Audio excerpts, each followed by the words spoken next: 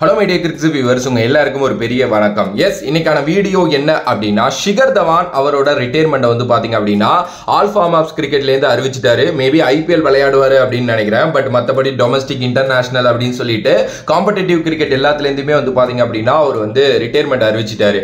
S, இந்த news நேத்தே வந்துச்சு. நிறைய பேர் வீடியோ கேட்டிருந்தீங்க.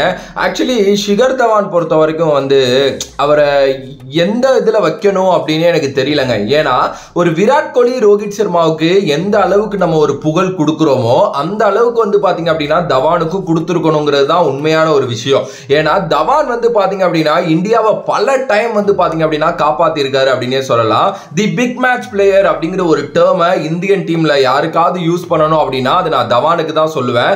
ஏன்னா அவர் அண்டர் 19 விளையாண்ட காலகட்டத்திலேருந்தே வந்து பாத்தீங்க அப்படின்னா அவர் பிக் மேட்சஸ்ல லைக் ஒரு வேர்ல்டு கப்போட ஒரு செமிஸ், இல்ல வேர்ல்டு கப்போட ஒரு முக்கியமான மேட்ச், இல்ல ஒரு சாம்பியன்ஸ் டிராஃபியோட முக்கியமான மேட்ச், ஏசியா கப்போட முக்கியமான மேட்ச் அப்படின்னு சொல்லிட்டு பிக் மேட்சஸ் எல்லாத்துலயுமே நல்லா ஸ்கோர் பண்ணுவார் அப்படின்னே வந்து சொல்லலாம். அதுவும் பல டைம் வந்து எப்பா ஷிகர் தவான் இருந்திருந்தா இந்த நேரத்தில் நம்ம வந்து ஜெயிச்சிருக்கலாம்ப்பான்னு யோசிச்ச டைமும் வந்து இருக்கு. அந்த 2019 வேர்ல்டு கப் தான் எனக்கு தெரிஞ்ச ஒரு மிகப்பெரிய ஹார்ட் பிரேக்கான ஒரு வேர்ல்டு கப் அப்படின்னே சொல்லலாம். எஸ், அதுல வந்து பாத்தீங்க அப்படின்னா ஆல்மோஸ்ட் அந்த ஆஸ்திரேலியா மேட்ச் அப்போ வந்து ஷிகர் தவான் புல் அப் பண்ணது வந்து செமையா இருந்துச்சு. ஒரு செஞ்சுரி போட்டாரு. ஆனா அதே நேரத்தில் அவருக்கு தம்பில் ஒரு இன்ஜுரியும் ஏற்பட்டுச்சு. அவர் அங்க வந்து ரூல்ட் அவுட் ஆனாரு. அதுக்கப்புறம் வந்து பாத்தீங்க அப்படின்னா கரெக்டா இந்தியன் டீம் வந்து ஒரு மாதிரி போகல. மேபி அந்த செமிஃபைனல்ல அவர் இருந்திருக்கலாம் அப்படிங்கிற மாதிரிலாம் எல்லாருமே பேசிட்டு இருந்தாங்க. ஓகே, ஸோ இது மாதிரி ஷிகர் தவான் வந்து இந்தியன் டீமுக்கு பண்ணது அப்படிங்கிறது சாதாரண விஷயங்கள்லாம் கிடையாது.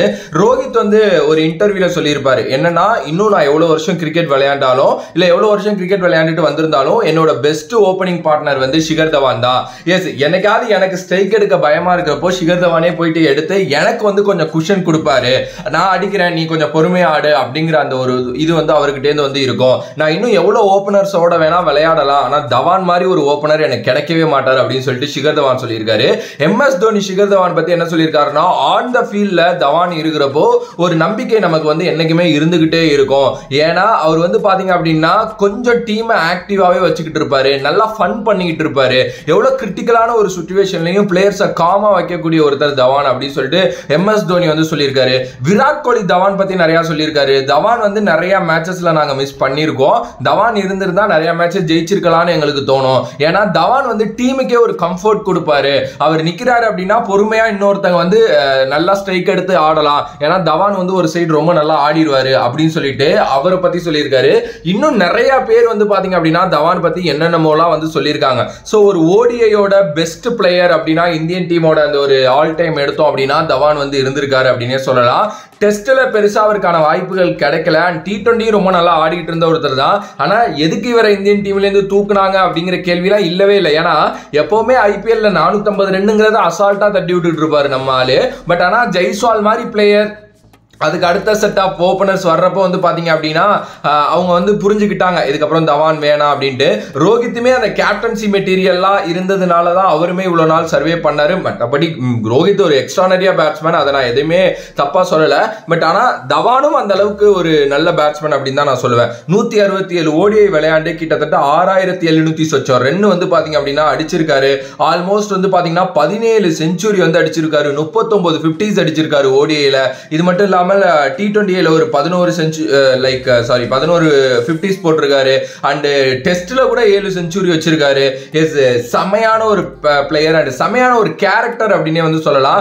பர்சனலா அவளுக்கு அவ்வளோ பிரச்சனை இருந்துச்சு. சீரியஸ்லி அதெல்லாம் நம்ம வந்து பேச போனோம் அப்படின்னா அது இதுக்கான இடம் கிடையாது அப்படின்னு நினைக்கிறேன். பர்சனலா அவ்வளோ பிரச்சனைகள், அவர் பையன் கூட அவர் இருக்க முடியல. பட் அந்த டைமும் இன்டர்நேஷனல் டியூட்டிஸ் வந்து பண்ற ஒருத்தர் தான் வந்து ஷிகர் தவான். ஒரு நல்ல கேரக்டர்னு சொன்னதுக்கு என்ன அப்படின்னா அந்த ஃபன் மோடு, அந்த ஜாலியாவே இருக்கணும், இவ்வளவுதான் லைஃப் அப்படின்னு சொல்லிட்டு அதை நல்லா புரிஞ்சு இருக்கக்கூடிய ஒருத்தர். அண்ட் சின்ன பசங்க அடுத்த ஜெனரேஷன்ஸ் ஆஃப் கிரிக்கெட்டருக்கு வழிவிட்ட ஒருத்தர். அண்ட் நீங்க ஐபிஎல்லே வந்து பார்த்திருக்கலாம், நிறைய சப்போர்ட் பண்ணுவாரு. ஆனா அவர் வந்து இந்தியன் டீம் கேப்டனாலாம் மாத்தி பார்த்தாங்க ஃபியூ சீரீஸ், இந்த ஸ்ரீலங்கா சீரீஸ் அது மாதிரி. அதுலயும் ஓரளவுக்கு டீசென்டான ஒரு இதெல்லாம் கிடைச்சிச்சு. ஆனா என்னமோ தெரியல, அந்த அடுத்த ஜெனரேஷன் பிளேயர்ஸ் அப்படின்னு போறப்போ தவான் அப்படியே ஒதுக்கப்பட்டார் அப்படின்னே சொல்லலாம்.